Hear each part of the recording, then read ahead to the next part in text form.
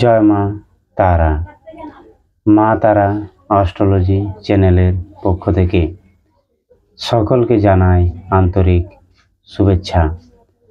আজকে আমি আলোচনা করতে চলেছি যে ধনু রাশির জাতক এবং জাতিকাদের এখনো পর্যন্ত কেন ভালো সময় আসেনি এবং কতদিন পর্যন্ত এই ভালো সময় আসবে না এবং কেন আসছে না ভালো সময়, সে নিয়ে আজকের দীর্ঘ আলোচনা। আপনারা দেখতে থাকুন মা তারা অ্যাস্ট্রোলজি চ্যানেল। এখানে আমি তন্ত্র, মন্ত্র, জ্যোতিষ, পুজো পাঠ, বিবাহিত জীবনের সমস্যা, কোর্ট কেস, মামলা, মোকদ্দমা এই সকল বিষয়ে কাজ করি। যাদের সন্তান হচ্ছে না বা সন্তান বারবার নষ্ট হয়ে যাচ্ছে, তারা অবশ্যই আমার সাথে সরাসরি যোগাযোগ করতে পারেন আমার স্ক্রিনে দেওয়া নাম্বারে। জয় মা তারা। ধনু রাশির জাতক এবং জাতিকাদের যে সমস্যা চলে আসছে আজ থেকে প্রায় 2014 সাল থেকে, যে মানসিক, শারীরিক এবং আর্থিক যে কষ্ট ধনুরাশি জাতক এবং জাতিকারা পেয়ে আসছে, এখন বর্তমানে 29শে মার্চের পর হয়তো বহু ধনুরাশি জাতক এবং জাতিকারা আশায় বুক বেঁধেছিল যে তাদের নাকি ভালো সময় আসছে। অন্যান্য যারা বড় বড় ইউটিউব চ্যানেল আছে তারা অনেক কিছু বলছিল যে 29শে মার্চের পর ধনুরাশির জাতক এবং জাতিকাদের জীবনে আমূল পরিবর্তন হতে চলেছে, কিন্তু উল্টে ক্ষতি বেশি হচ্ছে। যত দিন যাচ্ছে সমস্যা বৃদ্ধি পাচ্ছে, কারণ শনির যে 7.5 মানুষের জীবনে স্টার্ট হয়, সেটা হয়তো সবাই বলে যে 7.5 মানে 7.5 সাল, কিন্তু 7.5 মানে 7.5 সাল নয়। 7.5 মানে হচ্ছে দীর্ঘ 14 বছরের জ্বালা যন্ত্রণা, যেটা ভগবান রামচন্দ্র পেয়েছিল বনবাসে।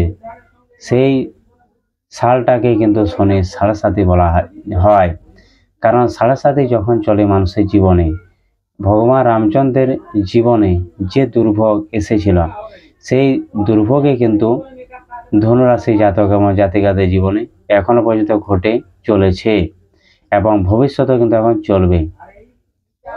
এটা কিন্তু সমাধান হবে 2029 সালের পর। তার আগে কিন্তু ধনুরাশির জাতক এবং জাতিকাদের কোনো ভালো সময় এখনো পর্যন্ত নেই। হয়তো অনেক বড় বড় ইউটিউব চ্যানেলে বলতে পারে অনেক কথায়, কিন্তু আমি যেটা বলছি হয়তো আপনারা আজকের ডেটে লিখে রাখতে পারেন। যদি 2029 সালের আগে আপনাদের কোনো ভালো সময় আসে, অবশ্যই আমাকে জানাবেন। আমি কিন্তু আপনাদের ফোনের অপেক্ষায় রয়েছি। যখন শনির 7.5 মানুষের জীবনে শুরু হয়, শনির 7.5 মানে কি? 7.5 মানে এখনো পর্যন্ত আমরা যতগুলি জন্মগ্রহণ করেছি, সেই জন্মের কিছু না কিছু ঋণ, কিছু না কিছু খারাপ কর্ম আমাদের থেকে যায়।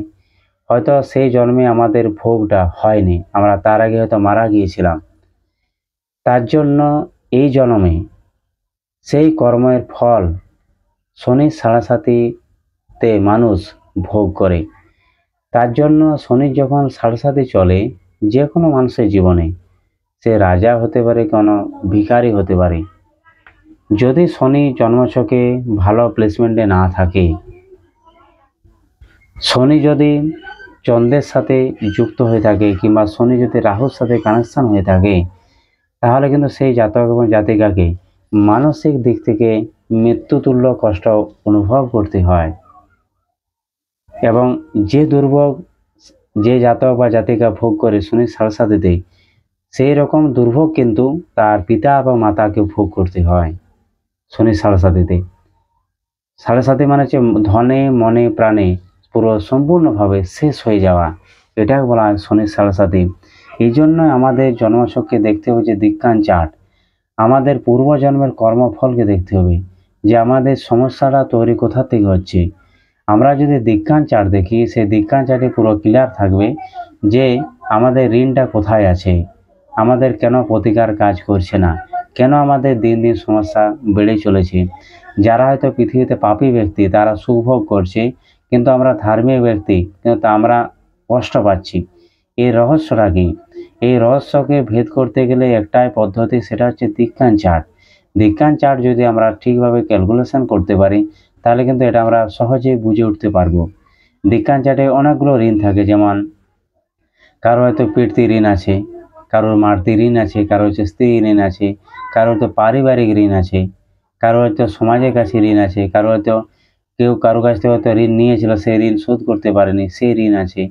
এরকম ঋণ থাকে। তার জন্য অবশ্যই দেখতে হবে দীক্ষান চার্টে যে শনি কোথায় আছে, লগ্নপতি সে কোথায় আছে, বৃহস্পতি কোথায় আছে, চন্দ্র কোথায় আছে, এগুলোকে দেখতে হবে। তারপরে বুঝতে পারা যাবে যে আমাদের ঋণটা কোথায়। সেই ঋণ যদি আমরা সম্পূর্ণভাবে শোধ করতে পারি, তাহলে কিন্তু আমাদের ভালো সময় আসার সম্ভাবনা আছে। নাহলে হয়তো অনেক জ্যোতিষী বলে 28 সাল, 29 সাল, 30 সাল, কিন্তু দেখা গেল সাল তো পেরিয়ে যাচ্ছে, ভালো তো হওয়ার দূরের কথা, উল্টে ক্ষতি বেশি হচ্ছে। এই কারণে কিন্তু হয়। তার জন্য সকলকে আমি বলে দিচ্ছি যে অবশ্যই আপনারা দীক্ষান চার্ট অ্যানালিসিস করুন, এবং দীক্ষান চার্টে আগে দেখুন আপনাদের কোথায় ভুল আছে, সেই ভুলগুলোকে সংশোধন করার চেষ্টা করুন। অবশ্যই আপনাদের জীবনে মঙ্গল হবেই হবে। এই বলে এখানে আমি ভিডিওটা শেষ করছি। জয় মা তারা।